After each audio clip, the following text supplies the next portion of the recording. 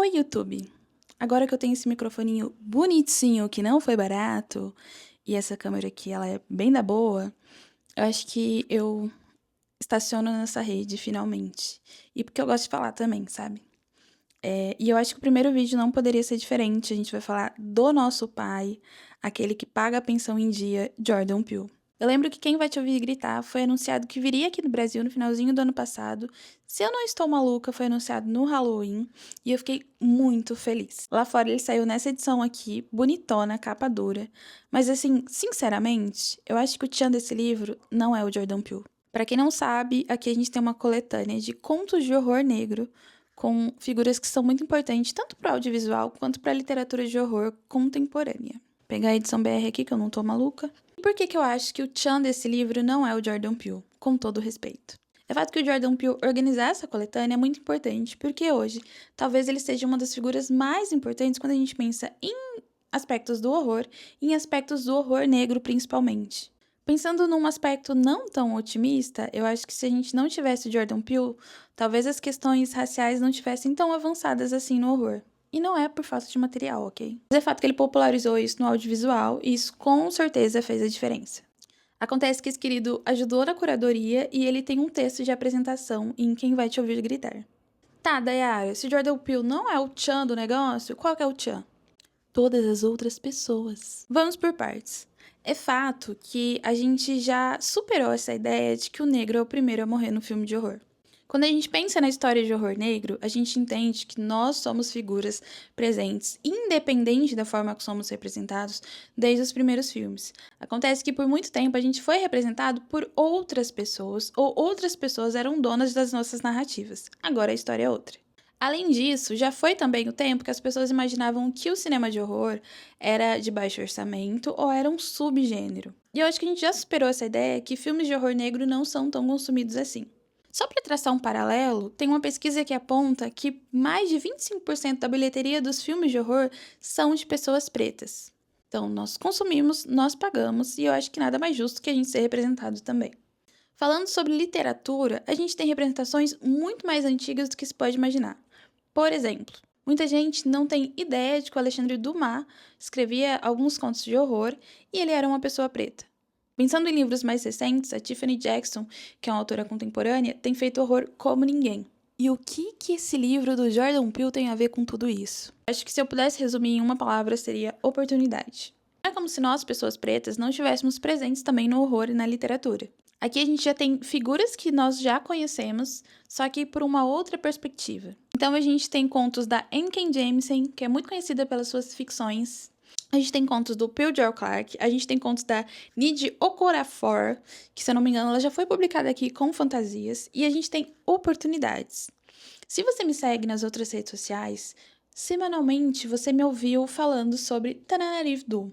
A Tananarive tem publicações muito boas, incluindo essa aqui e outra chamada Reformatório, que são romances incríveis e que mostram o melhor da literatura de horror. Por algum motivo ela nunca foi publicada, infelizmente, aqui no Brasil, mas eu espero que isso mude em breve. E aí, quando eu falo de oportunidades, eu tô falando justamente disso. A gente tem um conto dela aqui que é muito bom, é um dos melhores contos e que mostra qual é o estilo de escrita dela. E ela não é a única autora que aparece aqui dessa forma. A gente tem outras autoras que até então nunca foram publicadas, mas são novas oportunidades para a gente entender qual é o conceito do horror negro, qual a importância dele para comunidades pretas e por que é tão importante a gente ter outras figuras sendo publicadas aqui no Brasil. E aí você pode falar, mas Dayara, eu tenho medo de horror, vai me dar medo, eu não vou conseguir dormir, nananana. Meu irmão, não tem desculpa. Aqui tem conto para todos os gêneros. Tem horror gore. Eu acho que tem um conto de body horror. Tem horror psicológico. Tem horror engraçado. Tem horror psicodélico. Tem horror meio tom de faroeste. Tem horror com ficção científica. Tem horror para todo mundo, meu irmão. Dá uma chance, pelo amor de Deus. O legal desses contos é justamente a diversidade de estilo, mostrando que o horror não é uma coisa só. A gente entende de uma vez por todas que o horror não é tudo igual, e por isso que o Jordan Peele é tão importante assim. Aqui, a raça é o personagem principal. Há sempre um marcador racial que coloca a história em um plano diferente do que ela seria se fosse escrito por uma pessoa branca. Um dos primeiros contos tem uma frase que me marcou muito, que a protagonista diz: mulheres negras não viralizam. Por mais que eu estivesse lendo um conto de horror, na hora eu pensei em todas as minhas amigas pretinhas, criadoras de conteúdo, que estão aí há mais de 10 anos e até hoje não alcançaram números estratosféricos. Então, essas questões sociais perpassam a literatura e chegam até a gente de uma maneira muito diferente. Um dos primeiros contos é sobre um policial que ele tá meio... e ele começa a ver olhos nos lugares de faróis. Outros contos com uma pegada de ficção científica, outros que não falam tanto assim de raça, mas que quando você é uma pessoa preta, você indiretamente sabe que aqueles personagens são pretos. Eu acho que eu posso falar de uma vez por todas. Que sabor! Que coisa boa ler um livro com coisas que eu gosto e que eu não preciso me esforçar para eu não ler o que eu não quero ler. Vou exemplificar isso para vocês de uma forma muito clara. Quando eu era mais jovem, que eu adorava ler romances de vampiros, eu simplesmente pulava a parte das descrições. Quando a autora começava a falar da mocinha que tinha uma pele branca pura, pipipipopopó, eu queria pular aquilo, porque eu queria me imaginar na história e aquilo era muito longe da minha realidade. Então, ler um livro com mocinhas pretas e com vilões pretos, que são representados da maneira ideal, é muito, muito bom. Então, sim, talvez o Chan não seja o Jordan Peele, pelo menos na minha opinião.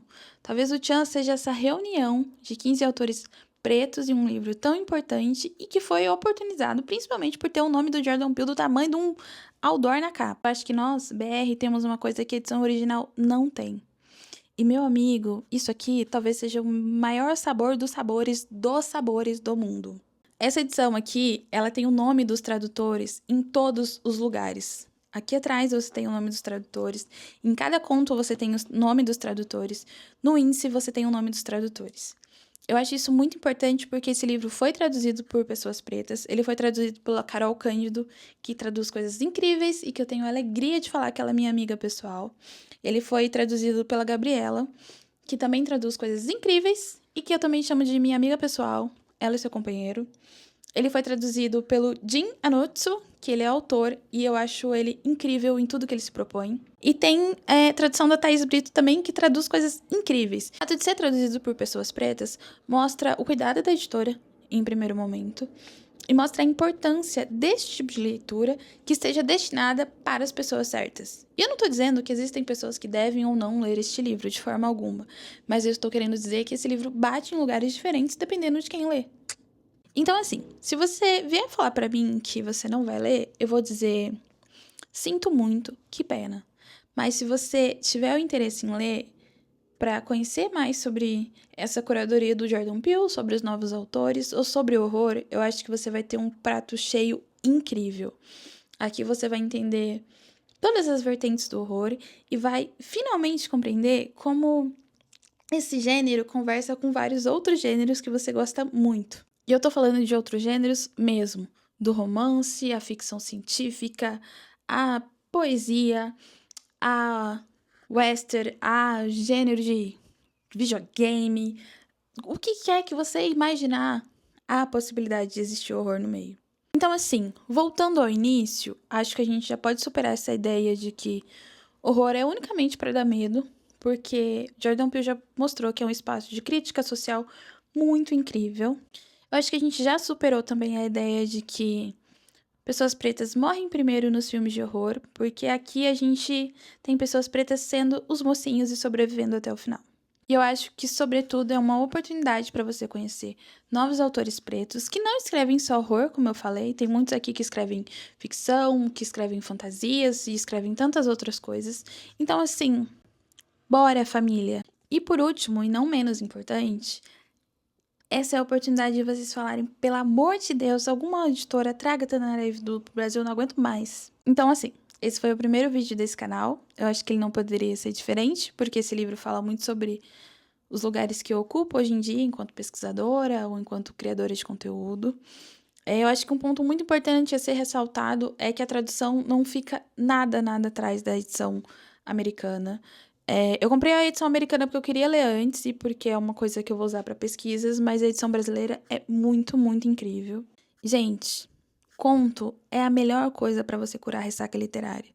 É um negócio curtinho, é um negócio que pega você num lugar diferente, é um negócio que maceta a sua cabeça e que você não vai esquecer tão fácil. Então, assim, volto em breve porque esse microfone foi caro, eu vou ter que usar essa câmera também. Não sei do que eu vou falar, mas eu sei do que eu falei. Leiam. Beijo.